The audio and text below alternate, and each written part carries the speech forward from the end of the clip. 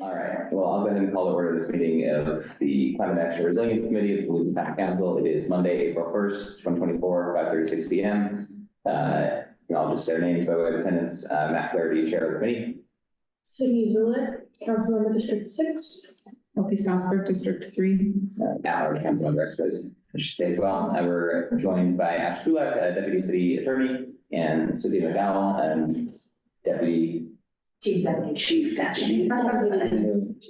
City Clerk. Okay. So we have, also of note, the fourth committee member is Councilmember Dave Rallo, District 4. He let us know that he is under the weather and plans to join via Zoom, but also had a conflict with the beginning portion of this meeting. So we expect him to join us remotely at some point. And so we have a agenda for this evening's meeting. This is our second meeting of the year with the newly constituted committee, and our cadence that we established is to meet monthly. And our agenda for the evening includes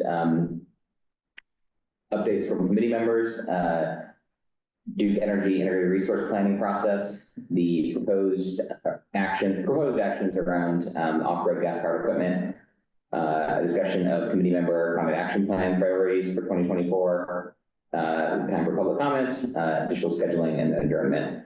There was one, I paused there because there was one item that I might have had as like a sub-bullet when we communicated Ash that I didn't see on the agenda that I wanted to make sure I was exhaustive in covering. Or maybe I just failed in including that. The item that I wanted to include that I didn't, sorry, that's all my fault, was some specific updates on assignments that various committee members have related to the climate action body of work. So I attend the city's climate action team meetings, which are monthly or bi-monthly, I guess. I'm on the steering committee of Project 46, which is a regional climate collaborative, and Dave is on our seat on the Commission on Sustainability, which is also a charge with kind of helping implement and oversee the climate action plan. So I'd like to build faith into future agendas for updates on those three fronts. And yeah, I guess sorry, Ash, in my email to you, I noted those in like a parenthetical, not as part of the agenda. So okay, that's on me, just clarifying. So I can give those couple of updates on the two things that I tend to. First was the Project 46 meeting that happened earlier in March. So just to refresh, Project 46 is a regional climate collaborative initiated in partnership between mayors Jim Lenop of Columbus and John Hamilton of Bloomington.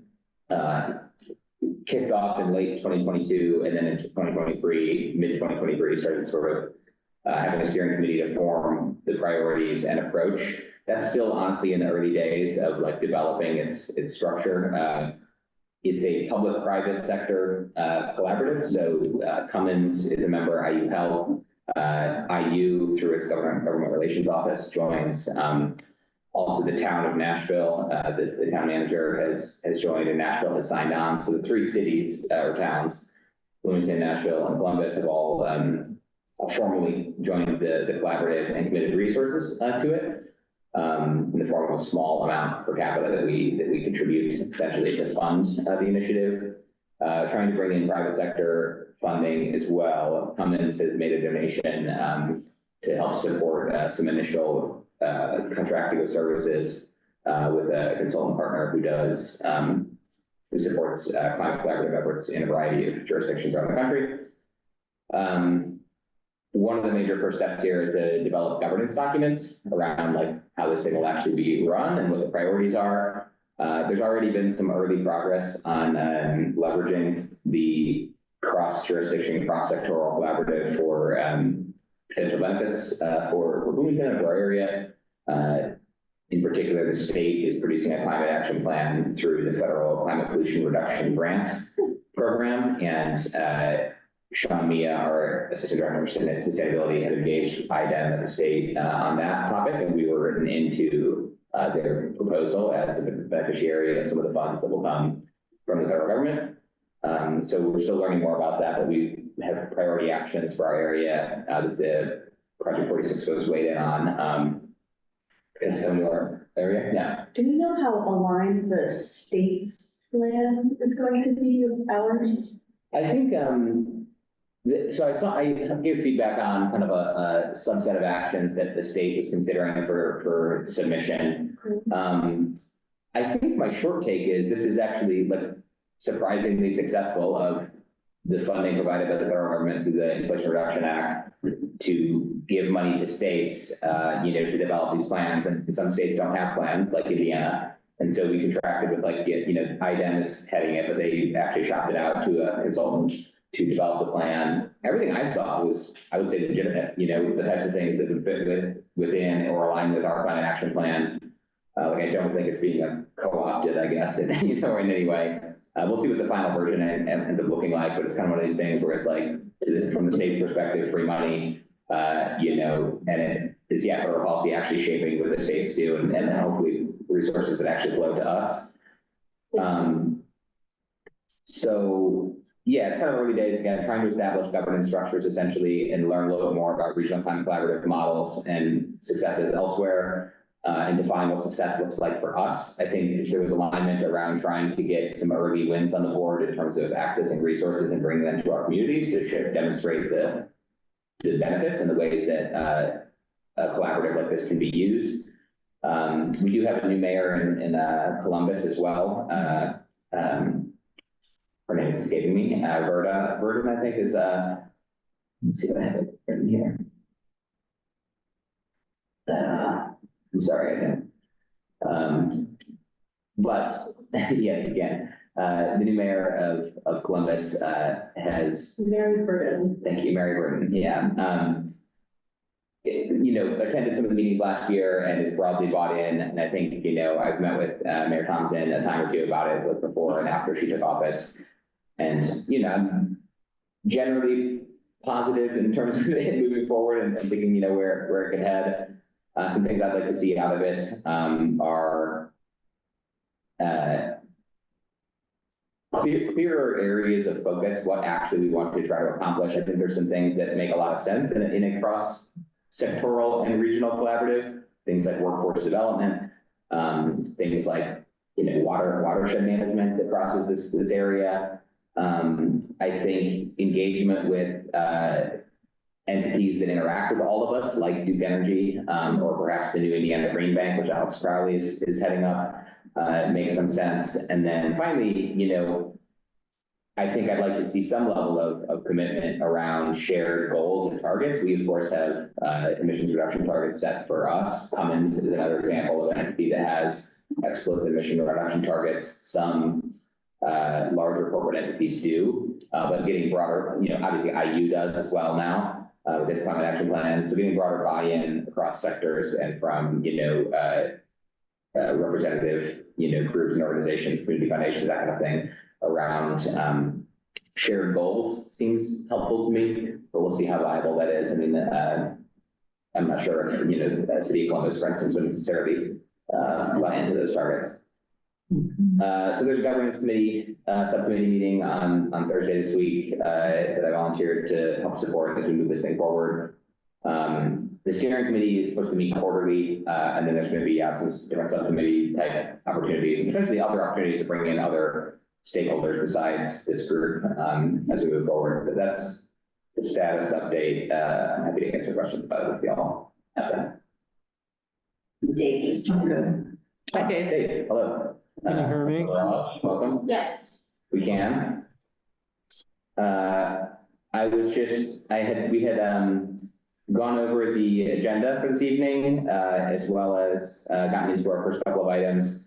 Under the category of committee member updates, I shared that I wanted to hold space as a general standing agenda item for updates specific to a few of the climate-related engagements outside this committee. So the climate action team, which is an internal group at City Hall, meets every other month. Project 46, the Regional Climate Collaborative, and then also the Commission on Sustainability, which of course you are our appointment to. And so I just shared some updates on Project 46 and where we are with that, in particular, developing some governance structures and priorities as we kind of manage this transition to new mayors. One more thing to mention about that is that the county has not yet gotten involved. I think the county council passed a resolution of support, commissioners have not. I learned that maybe part of that was that they were not invited to be part of the steering committee, which seems like if they're a funding entity, they should be. So I was unaware of that until just recently, and that might have been some of the friction. So I'm optimistic that we can reapproach the county with, new administration and new term and, potentially get them involved. I know Mayor Thompson mentioned she spoke with one of the commissioners about it, and their hesitancy is a little bit around kind of knowing what the value is and what is the benefit for them. So that's it on Project 46. The climate action team met in February, was the last meeting. It was kind of the first meeting, I think, for the new administration, so it was just kind of a general orienting to the process of shared updates from the department heads who were able to join. It's kind of meant to be a process and a space for department heads and or the person in the department tasked with leading their climate work to have some accountability and share updates around their actions, their components of the plan that they're responsible for and what they're driving forward. So public works, obviously economic and sustainable development, utilities, planning all tend to have relevant updates, some others. One thing that came out of this last one was the utilities is scoping a new building at the Winston Thomas site for a new service center, and a conversation around the need for any new facilities built in the city to have to be zero fossil fuels, to be disconnected from fossil fuels, even if they're not supplying 100% of their own renewable energy on site yet. Eventually, the grid will be 100% renewable, very close to it. So it's important not to connect our buildings to gas when we're building new. And so that was brought up, and I think shared on the utilities context. And I confirmed with the utility service board meeting last week that that's the approach they intend to take with that building. They've been given the green light to go to 50% design, and then they have to kind of come back to the administration for further guidance on overall capital availability and project priorities. But that's where that stands. I have a couple questions. No other questions, but yes, please. What are some of the strategies that they're using to become like carbon neutral? So the high level for like a building, would be to be all electric and to have all the electricity supplied by renewable energy. Like it's truly that simple. You want to invest in an efficient building, of course, as well. Thanks to the Green Building Ordinance, we require LEED Silver for new buildings already, so they're highly energy efficient. The point of not connecting to fossil fuel gas for space and water heating is to go with a more efficient electric instead, or ground source geothermal, which is renewable, and then the electric.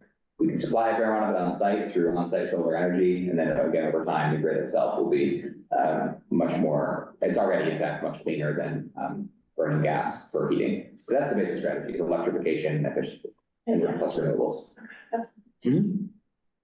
That's maybe the biggest update. I don't need to share, the full laundry list from the climate action team necessarily, but I wanted to share a little bit about that process and an update there. I'll pause for any questions, then maybe we can go to Dave Dave, go ahead. I see you. Yeah, I had a question about the facility at Winston Thomas. Is this going to be, I assume they're going to do high lease standard construction.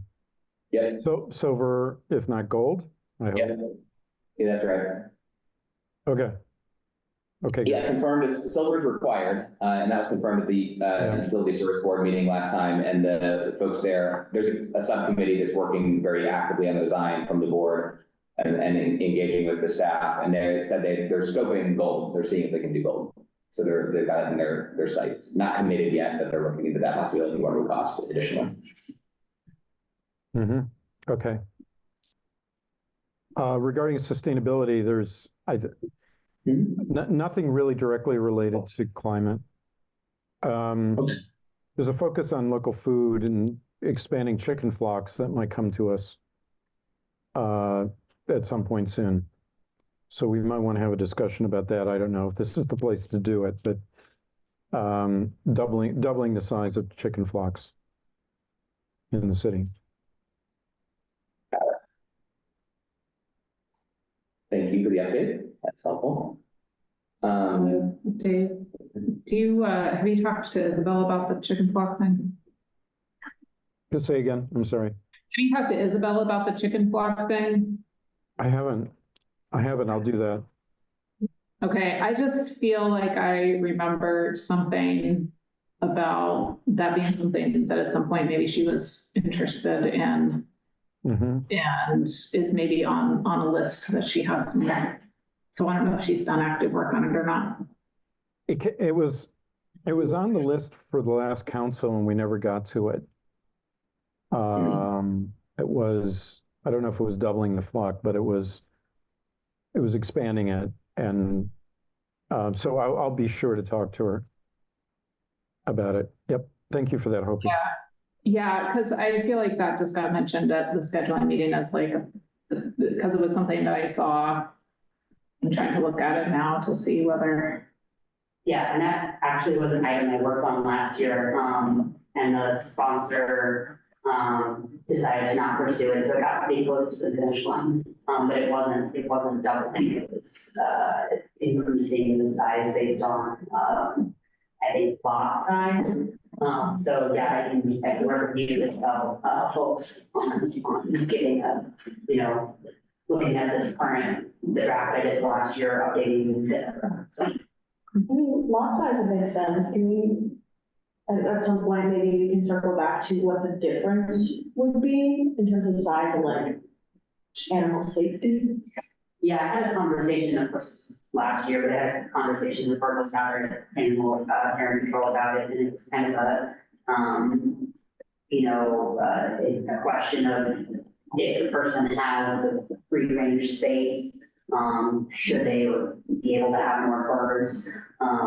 The question really came down to, well, is it going to be based on how big the lot is or how much space they have within it? And still according to all the rules about restrictions of how far it is from neighboring lots and all of that. But the question kind of came down to if you have the space and you have the birds versus it doesn't fall into this kind of right line of here's this lot for this size, here's this spot for this size. Yeah, thank you. As luck would have it, bird flu is back in the news. Although, I saw that today, yeah. yeah, although the intermediary are cows, amazingly enough. Yeah, but anyway.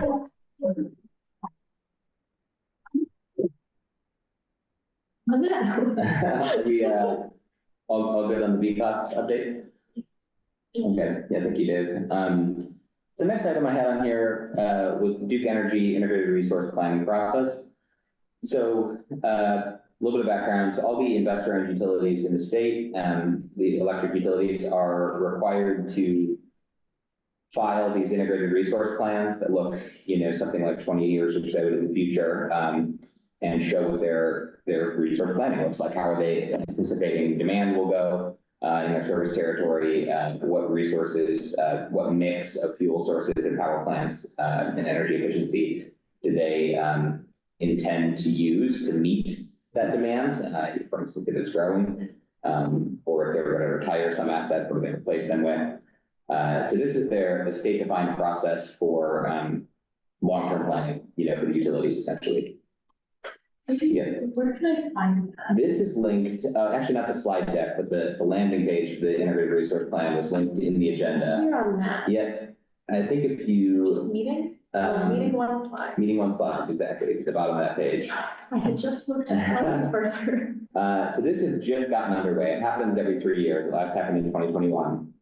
The city did not engage directly in that process in 2021. I kind of loosely followed it. I would imagine that Duke is aware of our and other municipalities' net zero 2050 goals. In fact, they have a net zero 2050 goal themselves as a utility that spans 7 states of service and even more in terms of their generation assets. Even so, folks like Citizens Action Coalition, we heard from last week, and other climate and environmental advocates in the state generally have concluded that Duke is not moving fast enough in their plans to meet what they say their goals are, nor what our goals are. And I wanted to raise the possibility of the city government and, us being kind of a coordinating and logical coordinating entity, engaging Duke Energy in some way on this process. I know Isabel Piedmont Smith attended the first meeting, which was in February. I didn't make it to that myself, but I did reach out to folks at Solar United Neighbors, Citizens Action Coalition, Sierra Club, and Earth Charter Indiana to hear what they're doing on this, how they're planning to engage on the Duke IRP.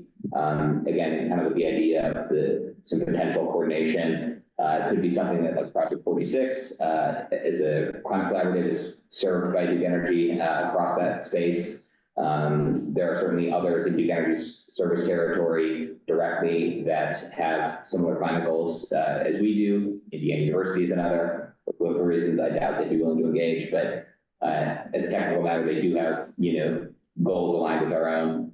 And so, yeah, I just wanted to raise this possibility and get the committee's thoughts around whether we'd like to formally engage in some way. That might take the form of, it would probably take the form of obviously meetings and giving feedback on things, but possibly the form of a resolution or motion at council or some other letter, some other form of engagement to ultimately, again, a step further than we've, I think, ever really engaged in the past. I would also invite Councilman Morales to share any insights that I may not be aware of about past engagement around the integrated resource planning process, particularly. So with that prelude, I'll open it to discussion.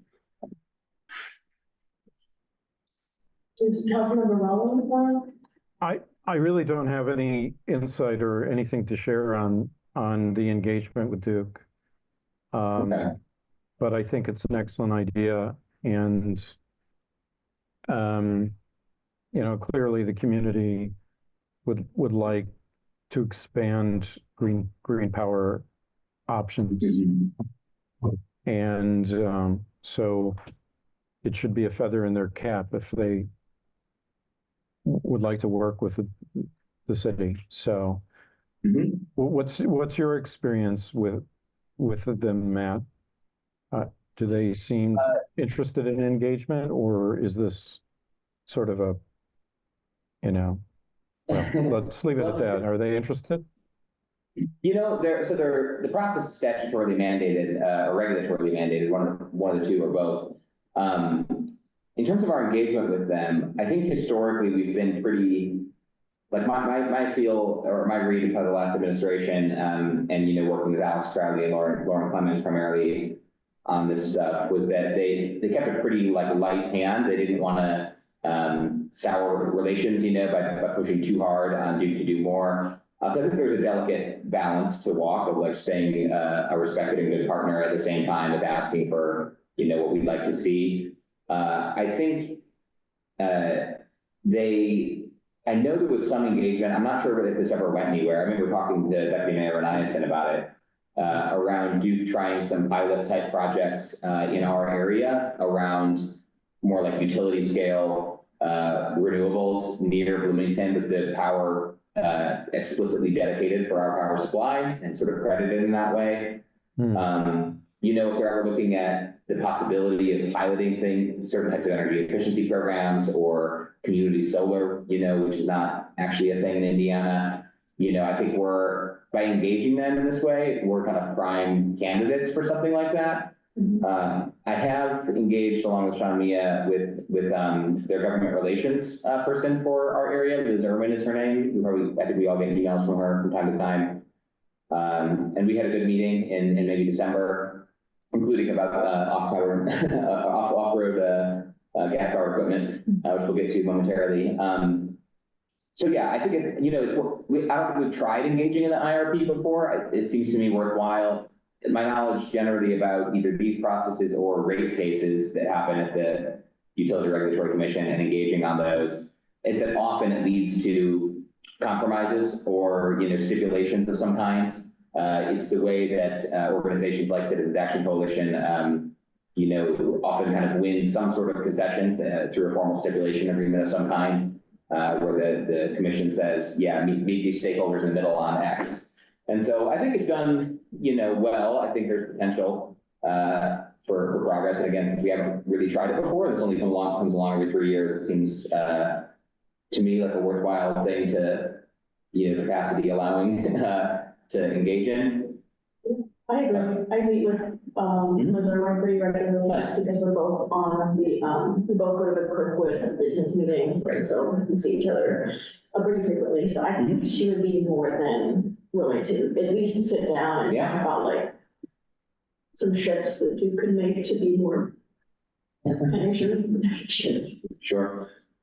That'd be great class. I don't have anything of value to add. Are you supportive Yes. of engaging? Yeah. Yeah. Perhaps, we could reach I don't out. think that I have the bandwidth myself Sure. to do that. Yeah. But if somebody else has the bandwidth to do that, that would be marvelous. I'll actually see Liz twice this week. I was invited to sit at her table for the chamber local government luncheon, and then I think we're volunteering at the same overall event on Friday morning. So I could talk to her ahead of time. Yeah. Would you mind asking her, or letting her know that we're interested in engaging with Duke Energy around their integrated resource planning process, and ask her like what a good next step would be for that? Like, I would imagine that she could. We're not just any random customer stakeholder, of course. We are a city government representing 85,000 people, and so maybe they'd be willing to have like a meeting with, I don't know, some folks leading the process or something like that. I don't know. We can just open it up to see what they think the best ways to engage are, but let them know that we're interested and want to engage in the process. I think, let me look at what exactly she said. Please don't judge me, everyone, for looking at my phone. I thought she said that she would introduce me to their vice president, right? Their vice president of government and community relations. Okay. And their state president, both of whom will be there, to the volunteer event on Friday, so we can pitch that to them. Let's see about Friday. It's full. I just wrote that down to ask her about. You said it was Hopewell? No, New Hope for Oh, Family. New Hope. Oh, no, you did say Hopewell. You did say Hopewell. I think that's really good. It's Hope twice. Okay. A New Hope volunteer. Yes. Building a pollinator garden from 9 to 3. I didn't see that, and I was. Lovely. Perfect. Okay. Hang out. I will sadly be working all month. Okay. So we're in agreement that we would like to explore next steps of how to engage with Duke Energy on the integrated resource plan for 2024. Does that sound okay, Dave? You as well? Will you send me the meeting? Yeah, it sounds good. Matt, in your experience, do they, so I came across a number that the amount of electricity proportionally in Indiana is 53% coal. And I think, I don't know to what chair Duke is responsible. I remember they built that huge IGCC plant in Edwardsport. That was, it was purported to be cleaner burning coal. It was produced synthetic gas. Yeah. But I think, to me, as a Hoosier and a local representative, the main thing is, can we get the customers off coal? And then green energy options would be another aim. And then do they put any money toward sequestration? So, would they buy trees that we could find a place for in the community? Things like that. Got it. I don't know. You've interfaced with them, right? So you may. Yes. I think they're probably responsible for a considerable share, maybe more than their fair share of the coal generation. I think a lot of these integrated resource planning processes, one of the major issues that tends to come to the fore is the planned retirement date of the coal plants. So you hear that from NIPSCO and AES, which just committed to phase out its coal plants, and And the other major investor in utilities in Indiana, same basic question. I think Duke has generally lagged a bit behind some of those others in their phase out timelines and plans. I'm sure that issue will come to the fore, and I agree with you that there are additional local air pollution and environmental pollution layers of coal specifically beyond the climate impact that make it an especially dirty source. And then the other kind of major question becomes pacing of gas versus wind and solar to replace that, especially in the context of, for the first time in decades, anticipated growing demand through electric vehicles, building electrification, and things like data centers and other large energy users. And so yeah, some pretty major issues at stake. I think I'm somebody who very much advocates for investment in energy efficiency as a resource. We used to have a state mandate for that, actually introduced under Mitch Daniels, but was repealed under Pence. So everything they do is voluntary. So that's where I think advocating, for higher targets on efficiency becomes a benefit, especially if it can be the types of efficiency programs that help folks who struggle to pay their bills, potential resident benefits. And great idea about carbon sinks as well. I don't know what types of carbon sequestration are engaged in, whether natural, or engaging in other capture, exploration projects or what, but I think that's another good, topic, to take up with them and learn about. And so, yeah, I think those are all good ideas. Okay, thanks for that. I think there's definitely an opportunity of reciprocal self-interest here, so I'm all for it. Yeah. Sounds good. Okay, well, Sid, thank you so much for taking points on first question to Liz Irwin. And yeah, I'm happy to follow up after that conversation and see what the next step is. Thank you. Are we going to move on to the next item? Yeah. Okay, so proposed actions regarding off-road gas-powered equipment. We have, a couple of, sure I can find it quickly, several actions in the climate action plan related to this. They are under the transportation and land use section, strategy TL1-I. In brief, there are three strategies outlined. One is a city policy to replace our off-road gas-powered equipment, plus encourage county school district and Indiana University to develop and implement their own plans and policies. Two is an incentive program to convert lawn equipment to electric, including the possibility of coordination with Duke Energy to identify rebates or other opportunities. And then three is an actual gas-powered lawn equipment phase-out ordinance requiring a transition community-wide. So we spent most of this committee's focus last year really on these three actions and driving them forward. And we I think reached more or less a consensus point late last year on where we wanted to head. And so my goal for this item today was to kind of, in the context of those three actions and the committee's past work, talk about kind of where we landed. It does cover those three actions and it addresses all of them. And then kind of seek alignment among this committee, the four of us, to kind of take those next steps. So I can dive in on that. Are there any questions before? Okay. And Councilmember Rallo, you're not visible on screen because we've got that pulled up, so please just speak up. I won't see your hand if you raise it. Okay. So where I think we landed, so I'll just take these one at a time, the three actions. So the city policy, we are very actively replacing almost all gas-powered equipment with that's feasible with electric alternatives. The exceptions might be like construction equipment as off-road equipment, but when it comes to mowers, blowers, chainsaws, string trimmers, all that kind of stuff, we're very actively doing that in public works and utilities and parks. Parks especially has really been driving that forward. I think the thing to do is to solidify it, like a drop dead date for maybe different types of equipment and actually codifying it to formalize a city policy. Because right now it's just sort of been like, well, we'll make an assessment about what funding is available, what the replacement cost is, and the operational savings compared to the conventional, and with like things like zero turn mowers, like actually testing it out, making sure it can do the job that's needed. Over overall, that has been going very well. That's one of the things Tim Street's been reporting on in the climate action team meetings. So they're well on their way. I think the thing to do again is get a commitment that the different departments who have equipment feel that they can meet and codify that to make sure it gets done.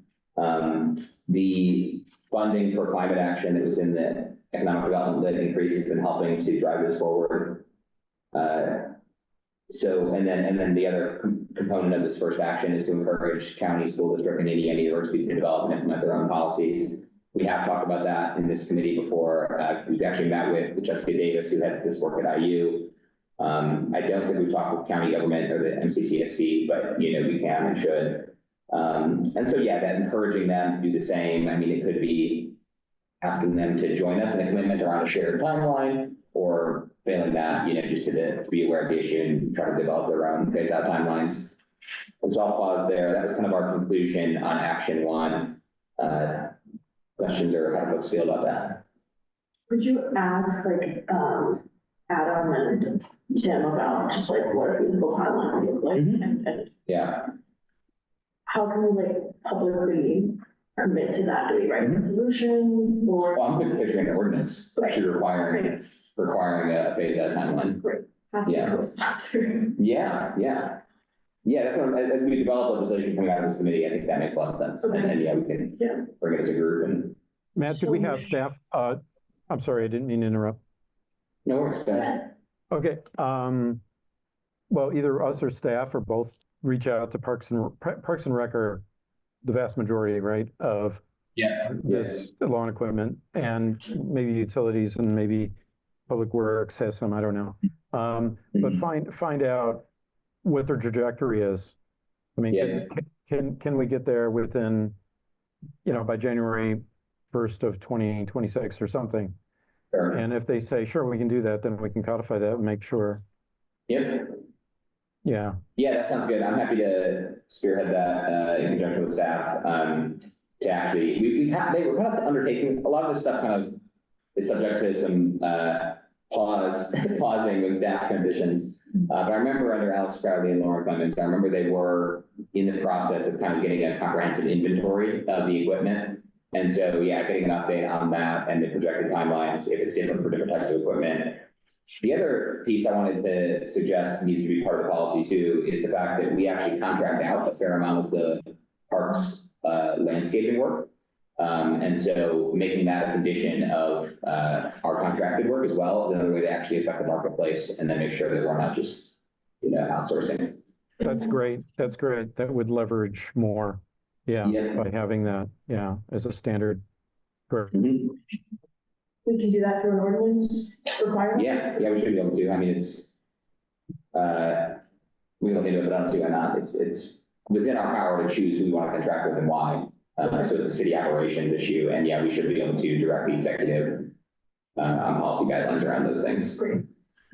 But we'll talk about it confirmed. Yeah, I can look more into it. I just off the top of my head, foresee immediate issues with that. Thank you. And then, there's the county MCCSC IU piece, which I think follows. We could take a step further and say that we're not partnering with any other bodies of, any other legal bodies unless we're using. Just saying. Very, very big step. But I get real like that. We can keep that in our back pocket. I'm in favor of codifying that and making those bold dates as long as it doesn't put undue or too much pressure on our departments. I know it's like meet with them first. It's fine. Right, even writing the ordinance. Figure out a solution. It's capable of doing that. And of course, it becomes a little bit of a question of resourcing. Let's say their default replace a failure timeline will get everything done in 2029. Maybe we can have them run a couple cost scenarios. What about 2025 or 2027? And how much of an additional strain is that have an early retirement of equipment, essentially? I mean, I think that kind of ties back into the budgeting for outcomes and making sure that in August, when department heads are asking for a certain amount of money, that we're advancing our action plans. Absolutely. Okay, so I'm gonna move on to the second action, which is around the incentives program. This is also something we talked about extensively last year and ultimately agreed we should move forward on. It's very much within our power. The sustainability, economic sustainability department has about 1.6 million dedicated to climate action plan implementation within their department, and that is largely within Sean Mia, subject to Jamie Cooper-Smith's approval, and the mayor's sure. Largely within their purview to shape, of course, and across the different programmatic things that they're trying to drive forward. This isn't something they've done yet, but I think I'm anticipating this committee requesting next time we meet with staff, which is next month, that they start to scope a rebase program. Sean did engage on this a little bit last year and kind of looked at some, what are price differentials between equipment? Are things cost competitive? What's a reasonable rebate amount? We've just done this recently through their department with the e-bikes rebates, which I know is, they're figuring it out. But I think a well-crafted rebate program can go a long way. Maybe it's two-tiered for, lower income and no income qualification criteria. And I actually did find another utility in the course of my day job that does offer these types of rebates. It was a municipal utility that offers like off-road gas-powered equipment rebates. If we do a little searching, we might be able to actually find some places that have done this. We did also talk with Duke Energy, which is contemplated in the action. I think Sean and I met with Liz Irwin late last year, and she looked into it further for us. They don't really have any programs that were well suited to them providing rebates in this particular context. So it doesn't seem, although they did have one kind of community program of some kind that Sean did write an application for and apply for with this possible use. I'm not sure if she's heard back on that. So we did try to engage Duke about something bespoke or engaging with a program, and we'll see where that lands. But I have a feeling it will probably be us providing some level of resources for a rebates program to try to accelerate equipment transition. Yeah. Was that program envisioned just residential or for commercial users as well, or was that still part of the discussion? We talked about last month that like it was really expensive for commercial to switch over. I think it's that what we showed a cost comparison out there. The larger the mower got, the more expensive the electric version got. But the smaller mowers were similar. Yeah. But that's, Yeah. it's about who we're going to provide that kind of financial assistance to. Right. I think I anticipated a residential only program to start. Maybe it's something we explore with the commercial side eventually, or find other ways to incentivize commercial entities. Like maybe we actually have a, Bloomington certified or Bloomington attested, green landscape of businesses, and maybe being electric is a requirement of that, and we actually, as part of our sustainability programming page, like highlight certain entities. We've talked about that in the context of green business and other things, so that could be a, step, but I always support it with that. this kind of starts to fall into the more programmatic side of things too, and where we probably, direct staff and then defer to them to develop the details, maybe with some level of consultation with this committee, but Dave, did I capture all that all right? As far as where we landed last year? Yeah, perfectly, Matt. You got it all. I was just wondering about, besides the monetary incentive, it would be nice if we could explore swapping them out. In other words, that they would surrender their gas powered for a super cheap electric. That way we get them out of circulation. Now, that's a little bit more complicated because then we'd have to dispose of them and all that, but it would prove to be more effective, I think. Yeah. Don't you think? Yeah. I'm with you. Yeah, all for that. And of course, there might be some people who don't have the equipment and they just attest to that or something, that's fine. But yeah, I agree with you that a swap out or, replacement program is a great way to structure it. Good. Any other questions, or we have alignment on that one as well? It'll be subject to further discussion, of course, with staff next month, so. But folks feel okay about that? Yeah.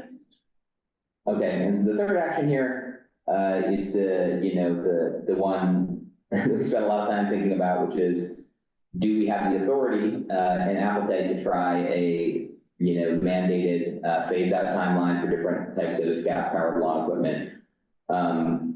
Where we land, we engaged with Accelerate Indiana municipalities and city legal. Ash did a lot of research, we had staff researching different programs in different places. I think, feel free to chime in, Ash, but our legal authority to do so is tenuous. And so you could try to craft, a narrow kind of way to do it. Maybe if the noise differential is really significant between gas and electric, you can justify it on the basis of noise. But I think is that? Yeah, that's pretty accurate. I think when I spoke with Becca McQuaid from AIM, she said that, the IGA, the General Assembly, would be really, have their eyes open or be interested in any kind of, regulations, that the city would put on, other people being able to use, gas powered, lawn garden equipment. I think, especially, even if it's just under noise, I think she mentioned, what would be the basis for that, regulating those differently. I think they would still kind of have their eyes out for it. So, I think that the question on preemption is kind of two-tiered in terms of like, is this already preempted, number one, and number two, is it, if it's not preempted, we would shortly thereafter get preempted. Right. So I think the safest course is to kind of make it more voluntary than a mandate, to encourage folks to choose electric over gas. But when it comes to the territory, if you can't do this, she said that the state legislature would likely get involved. Yeah. And so, Can we charge an additional tax for sales of, probably. I mean, we have no local sales tax authority yet. So where we kind of landed on that was this, it is a, first of all, the noise ordinance calls out a handful of specific things that violate the noise ordinance, but it's also framed generally in that anything that, has a certain level of nuisance can be subject to, a requirement to stop the noise, for lack of a better term. And so arguably, someone running a gas-powered leaf blower for hours on end is already a violation of our noise ordinance. But a handful of residents who have had particular frustrations with this issue have not had any success in getting the police or anyone else to try to enforce the noise ordinance against gas-powered blowers.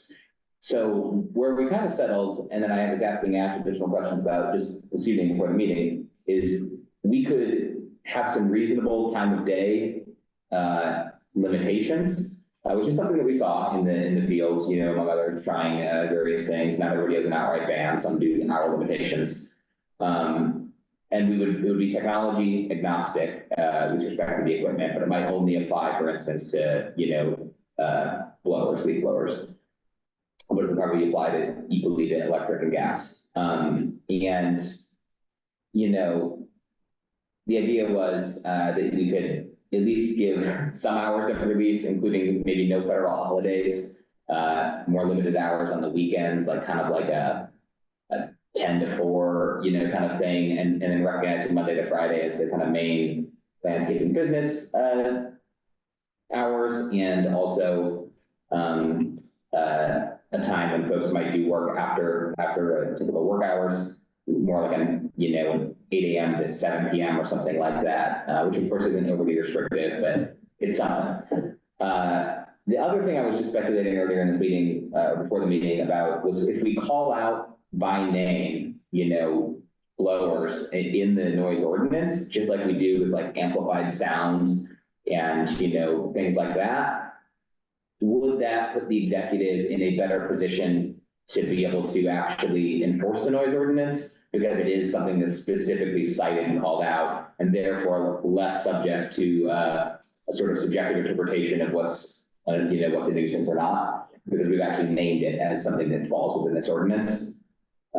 So that's another potential ancillary benefit. I would say speculative, but I like that. And I can check on that. Sure. Yeah, we can ask. the administration. Is the enforcement issue because it's not explicit enough in the ordinance, or the enforcement issue is that we just can't get people out there to respond to noise violations? Because if we can't get people out there to respond to noise violations, then it kind of feels like it's just gonna be another thing that's not enforced at all.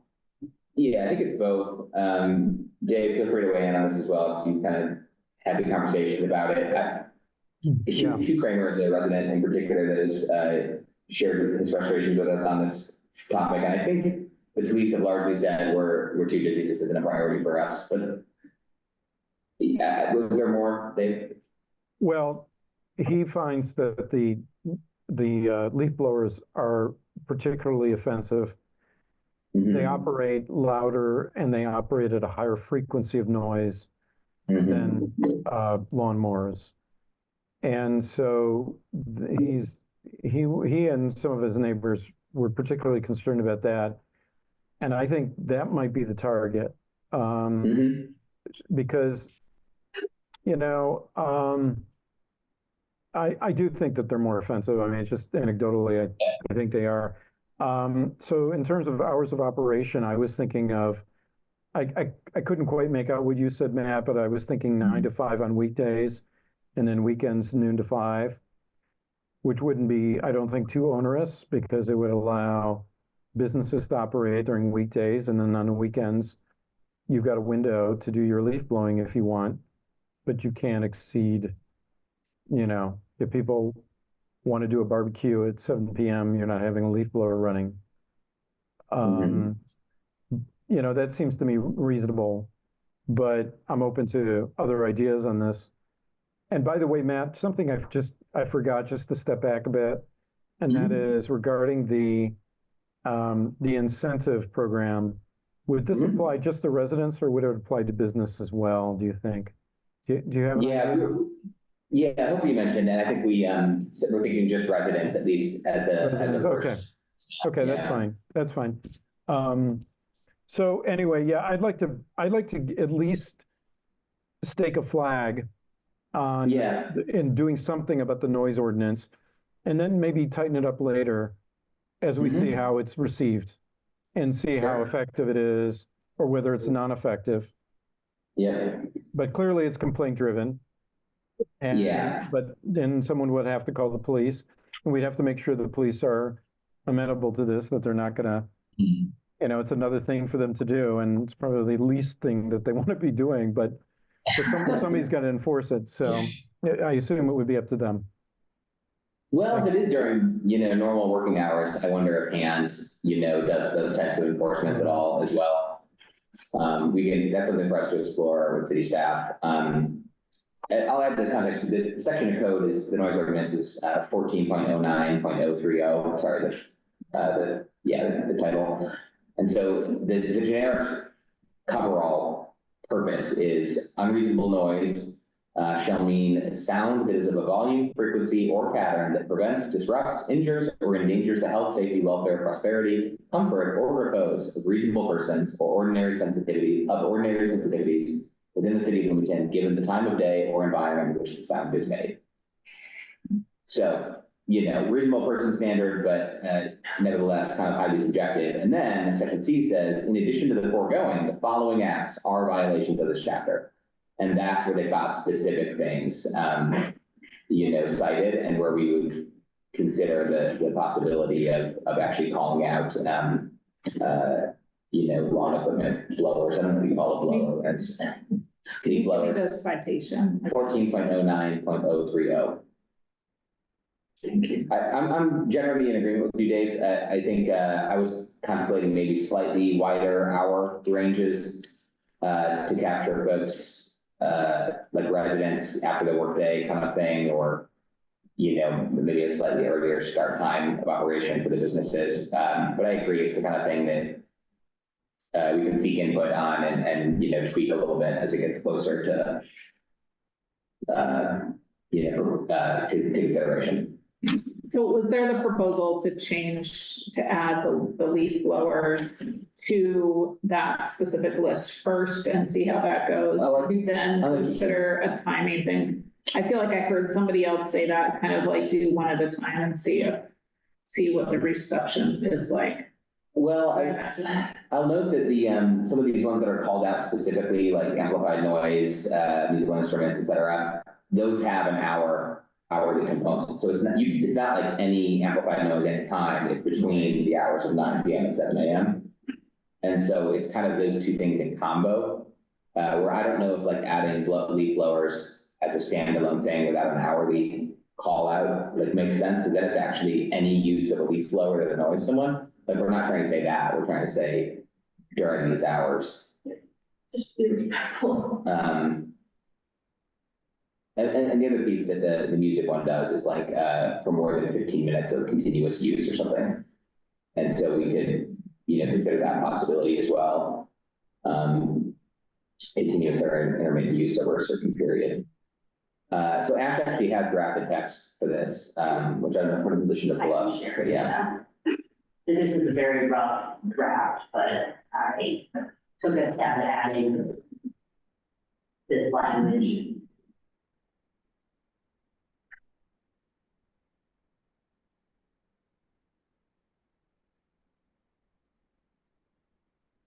Mhm.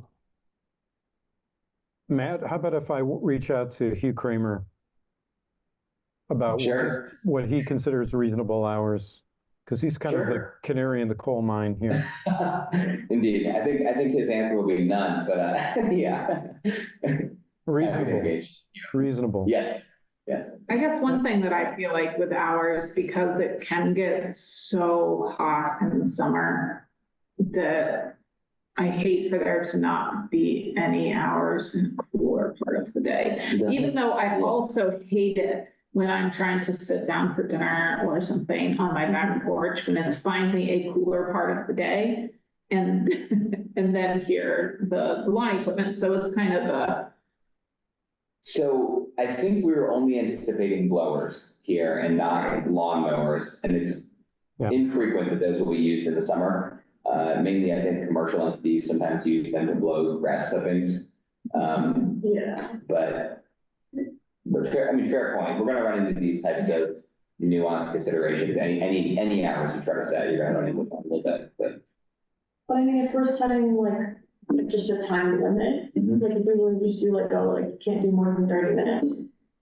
Might be that could count. Or maybe I was thinking more than 5 or 10 personally. Well, I was thinking a couple. Yeah. I've never used a leaf blower very much, so how long does it really take to use a leaf blower? I sometimes feel like I see people pull it out for about 30 seconds and blow, and then they're done. Yeah, a couple hours if you're clearing your yard of leaves with it, as opposed to a regular. What? I'm a renter, so I don't know, I live in an apartment. So the problem with the duration is that a cop would have to sit there and wait to see. Right. You'd have to be able to, verify that it's taken, they've been doing it for 45 minutes or something. And I don't know, it gets a little complicated, but I agree with you. I mean, it is excessive. I know people in my neighborhood who love to do these. It's, it's like a hobby to run these things, That hobby. Don't generalize that. How do we feel about the language that Ash drafted? I feel like it's a pretty good start. Yeah, thanks, Ash. Yeah, it's a good start. And I added the exceptions too. There's a list of exceptions, and I think last year folks were talking about, what about an emergency situation? Down tree or something. I think folks are talking more specifically with chainsaws, but other emergencies. Leaf blowing emergency. Chainsaw wasn't. Yeah. Chainsaw was not. No. We were contemplating. It falls under the category of off-road gas powered equipment technically, but we ultimately decided when it came to this category of restrictions, we were going to target blowers as the worst offenders. Okay. I should really just say leaf blowers. I don't know why. I think people use it for other purposes. That's why I've sort of taken a movie. Anyway. I call it motorized leaf blowers in the language. Yeah. Accurate. You could see what the commercial, like the salespeople call them, because maybe they call them leaf blowers, or maybe they have some more. All right, so terminology. proposed next steps on this one. Dave is going to reach out to Q Framework to get Q's input. We will work with Ash to maybe kind of finalize some draft language, and maybe we review in May in conjunction with our discussion with staff about this. Does that sound okay? And I think also, I don't know to what extent you're hoping to get these noise, the noise ordinance change in conjunction with the phase out timeline specifically for city using this equipment. Is that going to be something you hope to do in one full swoop or two different? Oh, in terms of an ordinance? Yeah. I think we can do it all in a single ordinance, and even, the incentives program could even be called out, not as a requirement, but as we direct staff to explore this possibility in line with climate action X, YZ. And so doing it all in one seems great to me. If a piece is controversial or seems that it won't pass the others well, we can just divide the question and consider, the section of the ordinance one at a time as needed. But I think it makes sense to just package it all. Because I can work on the language of the other aspect of it too. That'd be great. Yeah, it's all a single transportation and land use cap strategy item. To me, it makes sense to combine if we're ready to move forward on all of them at a roughly similar timelines. Yeah. So yeah, it'd be great to get this towards finalization over the next couple of months and in place. So thank you all for input and thoughts. I think we're all, so I think everybody's good with kind of that three-part framework and what we're doing about each thing, where we're headed. Okay, great. We will eventually put this climate strategy to bed. Okay, it'll never die, but yeah, okay. So the final major agenda item tonight was committee member cap priorities for 2024. So we discussed this at just a very high level in our first meeting of the year, and we had discussed trying to identify specific, probably legislative items that you're interested in moving forward this year. I think ideally maybe those would be tied directly to the climate action plan and be one of the actions, since it's a sort of overwhelming amount of actions that we can't possibly implement. And so, but if there's a particular, like I know I have a few things that are slightly different than what's exactly contained in the cap that I think are worthwhile to move forward that are very much climate action. And so it's possible other folks do too. So I don't want to preclude other items, of course, that are not in the cap. But yeah, I think it's a useful framework. And so if folks have specific actions that they want to talk through, we could do that. I've got an eye on the time. It's a little bit on the later side. Do we have anything from the public as well currently, Ash? I don't believe there's no. Okay, so we don't really need to worry about public comment too much. I anticipated this as an hour-and-a-half meeting, kind of in the max duration. Great. And so how are members feeling? Are we in a position to talk some specific actions and priorities for folks, or do we want to talk a little more generically and loop back maybe asynchronously on identifying the specific actions and your priority? How are folks feeling? Ready, I just need to pull up the specific actions real quick. I think I have some things generally that I'm interested in, but I'm not entirely sure what already exists. Okay. And oh yeah, good one. Where, like where to take it. Yeah. You can say that. So I don't know if this is the right format to have that discussion, because maybe keeping it to a couple minutes would be fine, but. Yeah, well, it's a really good point that we don't quite have the dashboard in place yet. It's set to, I did get an update from Sean last month. It's set to launch very soon, hopefully before our next meeting. And so that can be part of Sean's maybe discussion or presentation to us next month as well. So we do have a tracking dashboard that I think will have at least some sort of ability to drill down and look at each action and what's been accomplished, if anything. Because yeah, a great point would be that, like, why would you know what's been already done or not? I'll give you one of the examples under waste management was develop a fiscal impact statement regarding expanding the organics and recycling program ordinance. And so then I looked in our code and learned what exactly is the organics and recycling program ordinance. I couldn't actually find something that's titled quite like that. So it was one of those, like, what exactly is that referring to in this plan? And is it something that actually already exists? yeah, so gosh, I see your eyes lit up with the research. But that's one of the things, like, yeah. Sure. I will say that inevitably, like with a plan like this, with a firm that does these plans for other people, things kind of get sourced sometimes that like we don't have the legal authority to do, or, that might, be put in language that we wouldn't quite use. And so there's, it's not without its flaws like anything. Right. There's, so there's some little things here and there like that. But actually the gas powered blowers is a perfect example. They didn't dig into whether we have the legal authority to do that. They just said phase out ordinance, right? So yeah, maybe since we're at about 20 till the hour, we can keep it at a high level. If folks want to name specific actions, that's great. Or if you just want to kind of describe what it is, that's fine too. And maybe we take, 3 or 4 minutes each. Is that all right? Okay, Cindy, do you want to start?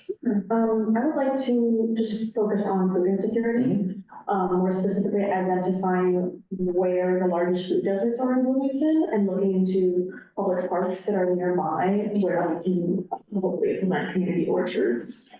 I know it's very specific and not necessarily high level, but that's what I'm interested in. And then simultaneously implementing compost programs at those same locations that we talked about how cleanup could be a little bit more difficult and putting more stress on the parks department. And so I figured if we simultaneously implemented a composting program, hopefully that would clean up a little bit more.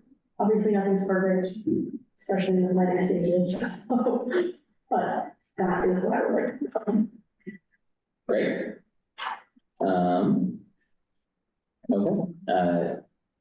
I want to expand your concept to, instead of just community orchards, potentially community garden space as well, because there's community garden space in some places and not in others. Yeah. And would those be free for people to take in your vision? Well, the community garden program generally works like people have a plot that's theirs that then so I think, but see, that's one of those things where I think the Parks and Rec usually charges for people to have a plot. And that, of course, could be, flexible, I'll say. I don't know how flexible it could be, but I guess I would advocate for that same sort of model. And just because a big obstacle to a community garden plot could be how long it takes to get there. Yeah.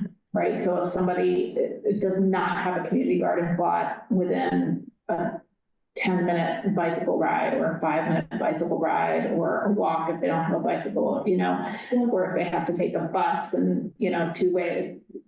Yeah.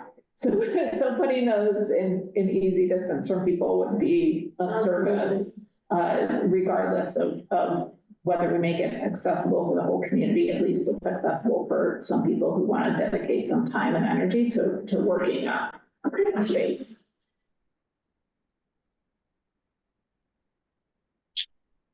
Did you want to share priority areas? Okay.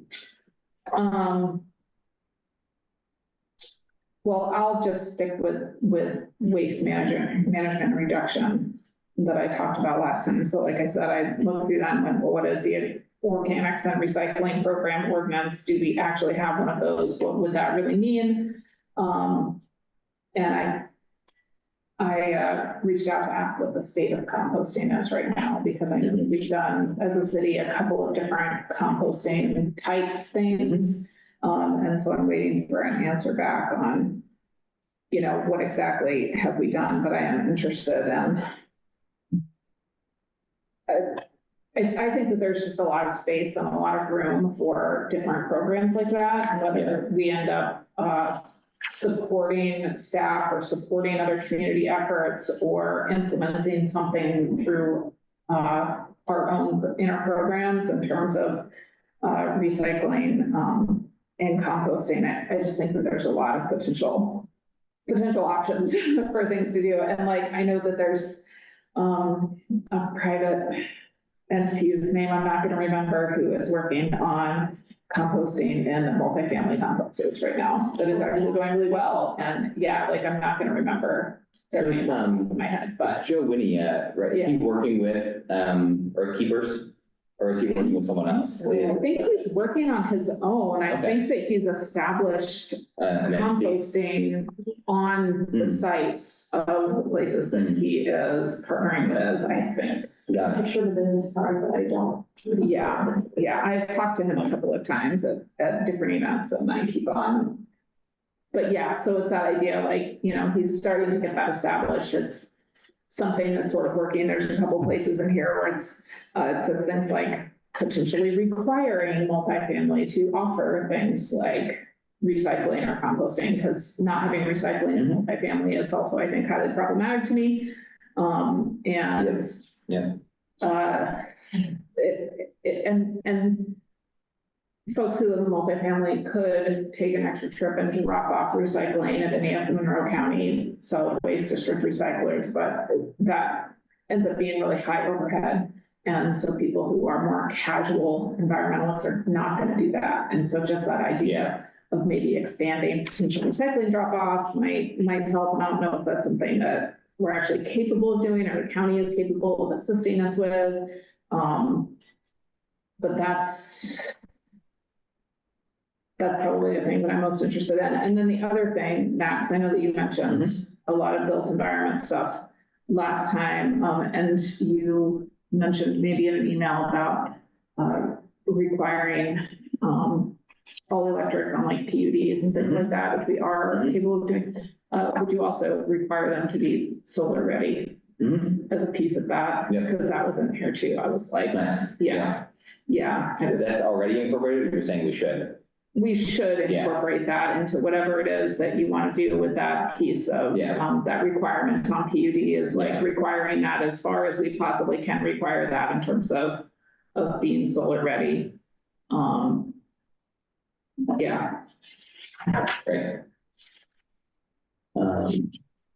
Thank you. What I might suggest in follow up offline after this too is for us to identify, and maybe we can keep a committee list or spreadsheet of like the actions themselves, and so that we have that for reference. I'm happy to do that. We can have maybe some notes or annotate a little bit about progress. Dave, are there other some priority areas that you wanted to? Well, yeah, thanks. This is music to my ears. What I've heard, I've been very interested in composting too. I think that I'd like an update from Sean as to where we are.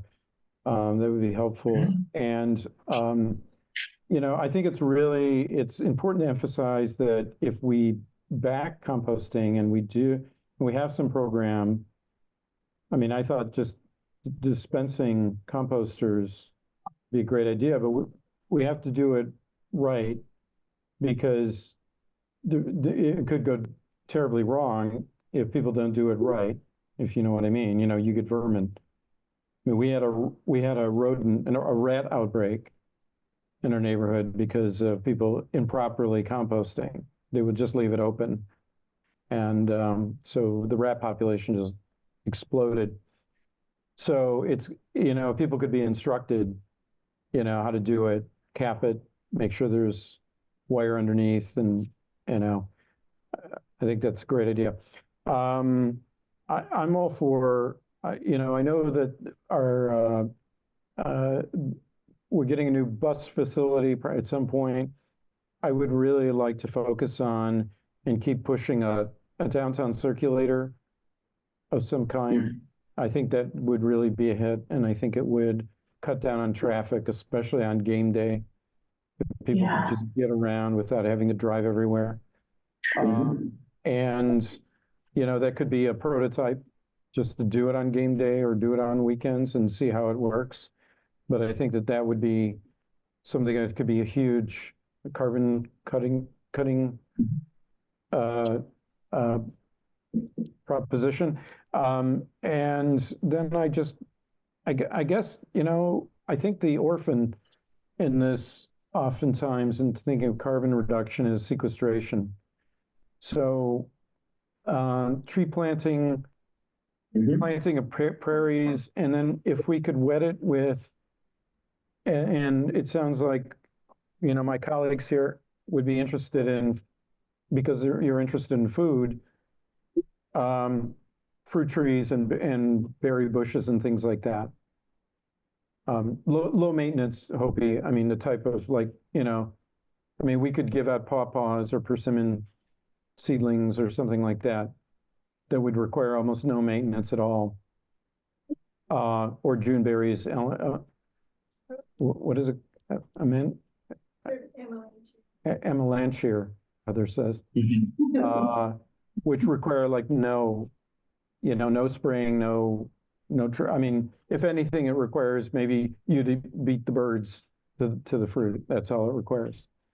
That would be great to just give those out to people to plant in the backyards or wherever they want, or front yards, backyards, whatever.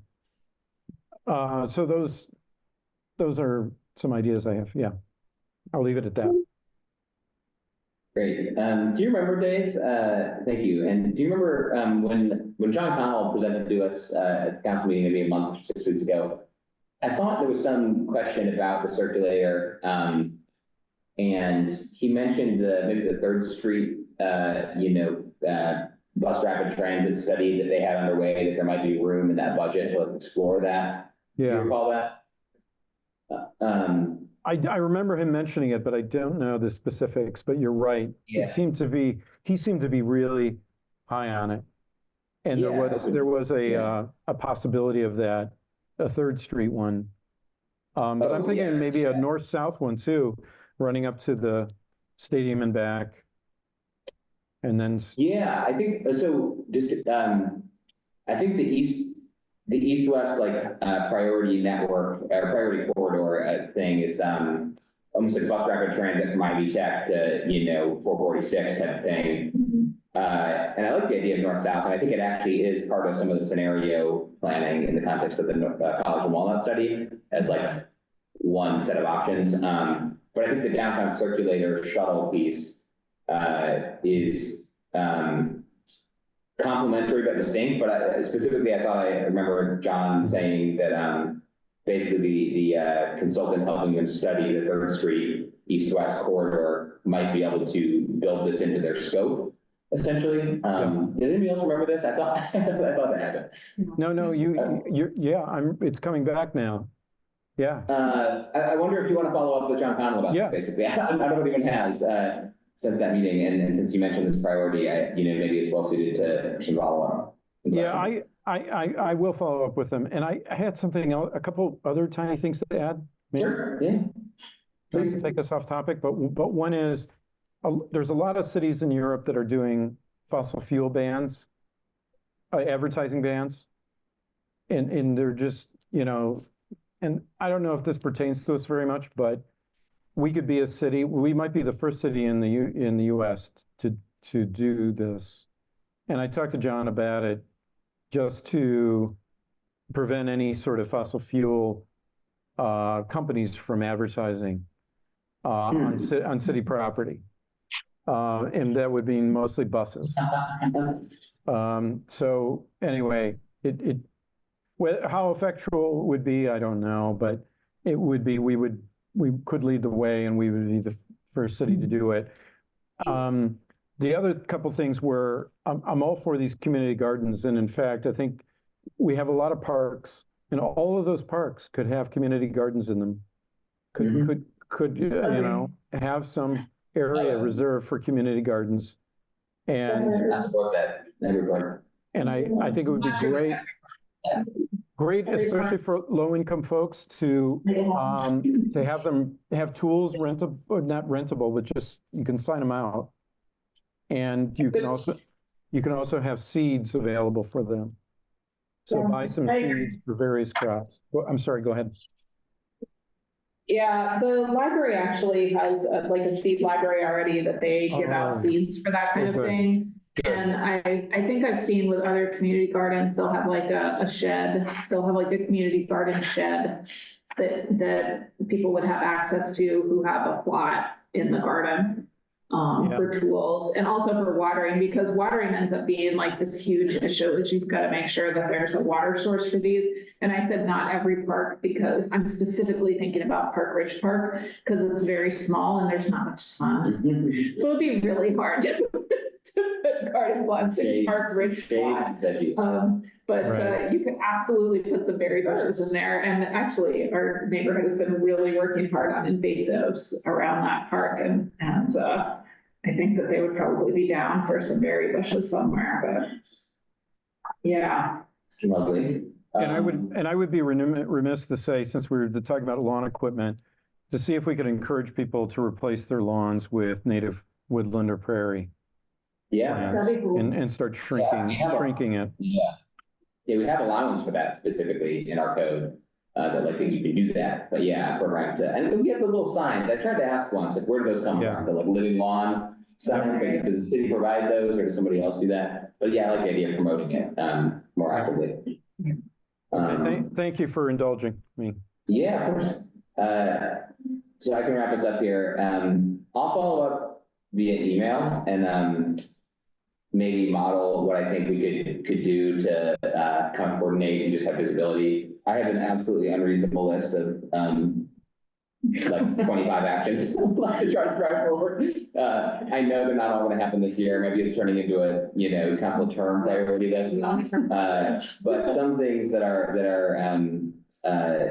top of the list for me is, first of all, I'm going to email all council members probably this week or next about the potential for a resolution sometime before recess to direct some incremental changes and tweaks to the Unified Development Ordinance. So the way we do that is via resolution to request the planning commission and staff to bring it back to us. We did that with like a transform overlay for Hopewell last year. We have like 4 coming up for first reading. Oh yeah, I know. They're all really. They're like clerical mostly. Yeah. I tried to There's coordinate with only staff. one thing that's even sort of. I even tried to coordinate with staff to like have those all coming at the same time, and they were like already done. So I was like, okay, but that's okay. Maybe next time. But the way I thought this would go is, I know a variety of folks have ideas. A few that I'd like to work on are reducing or eliminating parking minimums, looking at PUD requirements for EV and solar ready and electrification, adding to the incentive section the possibility of EV readiness and electrification, and possibly reducing lot size minimums to allow basically where you can build an ADU now, actually allowing subdivision of the lots as a separate smaller lot, and it could be a distinct home that's owned by somebody instead of this rental ownership combo as a requirement with ADUs. So those are like a few examples of things that are all actually contained within everything except the lot sizes is contained within the climate action plan. The lot sizes piece is sort of generically included about gentle density in a sense, but the broader point is, I think that's coming soon. I'd like to coordinate with all 9 council members. Anybody can kind of add something to that resolution, and then we can just divide the question when we vote on it and figure out what has majority support and direct this package to the staff and plan commission for updates. So I intend to fold about 5 or 6 things into that from the climate action plan. A couple others I'll highlight here are